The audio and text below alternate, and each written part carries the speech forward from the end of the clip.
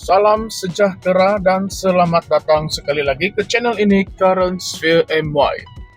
UMNO bahagian Putatan telah menyatakan matlamat jelas untuk meraih kemenangan besar dalam 3 kerusi Dewan Undangan Negeri pada pilihan raya negeri Sabah yang akan datang tidak lama lagi. Menurut Ketua Bahagian Putatan, Jeffrey Nur Mohammed, kerusi-kerusi yang menjadi sasaran adalah Dun Tanjung Aruk, Petagas, dan Tanjung Keramat. Beliau menyuarakan keyakinan bahwa sokongan majoriti pengundi, khususnya daripada kalangan Bumiputra Muslim, akan memastikan kemenangan UMNO di kawasan-kawasan tersebut. Beliau berkata, Parlimen Putatan adalah kubu kuat UMNO Sabah. Tidak ada sebab kita tidak boleh mencapai kemenangan besar dalam PRN Sabah yang akan datang. UMNO Putatan telah bersedia sepenuhnya untuk menghadapi PRN yang dijangka akan berlangsung dalam tempo 6 bulan lagi. Sebagai pengarah pilihan raya UMNO Sabah, Jeffrey Nur turut menjelaskan bahwa jentera UMNO Putatan telah memulakan langkah awal untuk mendekati masyarakat di peringkat akar umbi jauh sebelum musim pilihan raya bermula.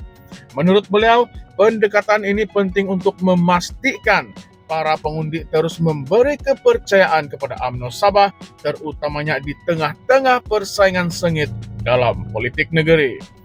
Kami yakin bahwa usaha berterusan ini akan menyumbang kepada kemenangan Barisan Nasional Sabah pada PRN akan datang.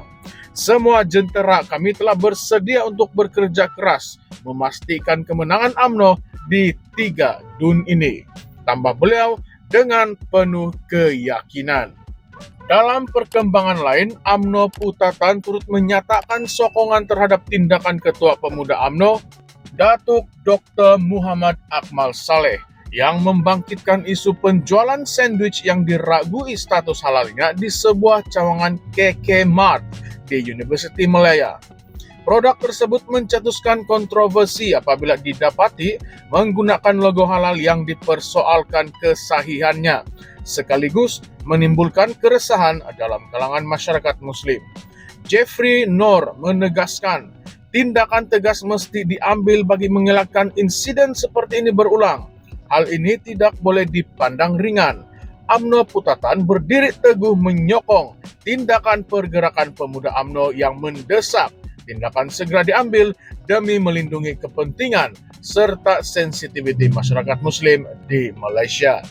Majlis yang turut dihadiri oleh Datuk Dr. Muhammad Akmal Saleh dan Ketua Pemuda UMNO Sabah, Sufyan Abdul Karim, ini memperlihatkan komitmen UMNO dalam menampilkan diri sebagai parti yang prihatin terhadap isu-isu keagamaan dan soal di negara ini. Namun, di sebalik kenyataan ini, persoalan besar timbul mengenai kemampuan UMNO Sabah untuk mengekalkan relevansinya dalam arena politik negeri yang semakin kompleks. Dalam konteks politik Sabah, UMNO tidak boleh memandang ringan cabaran daripada parti-parti lain seperti Gabungan Rakyat Sabah, GRS, Warisan, dan Perikatan Nasional, PN. Meskipun UMNO mendakwa kawasan Putatan sebagai kubu kuat mereka, sejarah menunjukkan bahwa politik Sabah seringkali bersifat dinamik, dengan pengundi tidak terikat kepada mana-mana parti secara kekal. Gabungan parti-parti politik di Sabah juga sering berubah mengikut kepentingan semasa, menjadikan lanskap politik negeri ini amat mencabar untuk diramal. Satu persoalan penting yang timbul, sejauh mana strategi UMNO yang bergantung kepada sokongan Bumiputra Muslim dapat memastikan kemenangan di kawasan-kawasan DUN yang disasarkan. Walaupun Bumiputra Muslim merupakan majoriti di kawasan seperti Tanjung Aruk, Petagas, dan Tanjung Keramat, sokongan daripada komuniti lain seperti Bumiputra bukan Muslim dan masyarakat Cina juga tidak boleh diabaikan. Adakah UMNO mempunyai strategi yang cukup inklusif untuk menarik undi daripada pelbagai lapisan masyarakat, atau mereka hanya bergantung kepada sokongan tradisional? Selain itu, penglibatan UMNO dalam isu sandwich halal turut menimbulkan persoalan sama ada ia merupakan strategi politik untuk meraih sokongan daripada pengundi Muslim. Walaupun isu tersebut menyentuh sensitiviti agama yang penting, langkah untuk mengaitkannya dalam konteks PRN boleh dilihat sebagai cubaan untuk memainkan sentimen keagamaan bagi mendapatkan kelebihan politik. Adakah ini menunjukkan bahwa UMNO semakin kekurangan isu yang lebih besar untuk diketengahkan?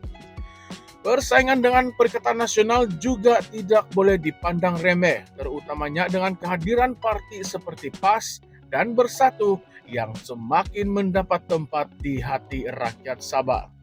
Perikatan Nasional telah menunjukkan kemampuan untuk menarik sokongan pengundi dengan message yang menekankan kestabilan dan pembangunan ekonomi. Dalam suasana ini, UMNO perlu bekerja lebih keras untuk membuktikan bahwa mereka mampu menawarkan sesuatu yang jauh lebih baik kepada rakyat Sabah dan bukan sekadar bergantung kepada nostalgia atau rekod lampau mereka. Persoalan lain yang tidak kurang penting ialah adakah pengundi Sabah masih percaya kepada jenama Barisan Nasional ataupun BN, terutamanya selepas perpecahan politik yang berlaku dalam beberapa tahun kebelakangan ini. Sebahagian besar rakyat Sabah mungkin masih terkesan dengan isu-isu lama seperti pelaksanaan Perjanjian Malaysia 1963 yang seringkali tertangguh.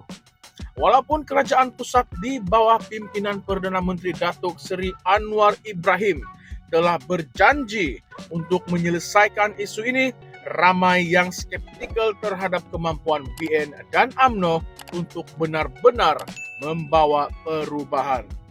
Akhirnya, cabaran sebenar bagi UMNO Putatan dan UMNO Sabah secara keseluruhannya ialah bagaimana untuk memenangi hati pengundi dalam situasi di mana kepercayaan terhadap parti-parti politik semakin merosot. Dalam konteks ini, usaha untuk memenangi kerusi Dun Tanjung Aru, Petagas, dan Tanjung Keramat akan menjadi ujian penting bagi UMNO Sabah sama ada mereka mampu bangkit semula sebagai kuasa politik dominan atau terus tenggelam dalam persaingan yang semakin sengit. Apakah pendapat Anda? Adakah strategi awal UMNO Sabah ini mampu membawa kemenangan atau ia sekadar retorik untuk menenangkan penyokongnya? Bagaimana pula dengan persaingan sengit daripada GRS, Warisan, dan Perikatan Nasional? Tinggalkan komen Anda di bawah, tuliskan komen Anda, dan jangan lupa untuk share, like, dan subscribe channel ini Current Sphere MY. Sekian sahaja untuk video kali ini. Jumpa lagi di video yang akan datang. Terima kasih semua.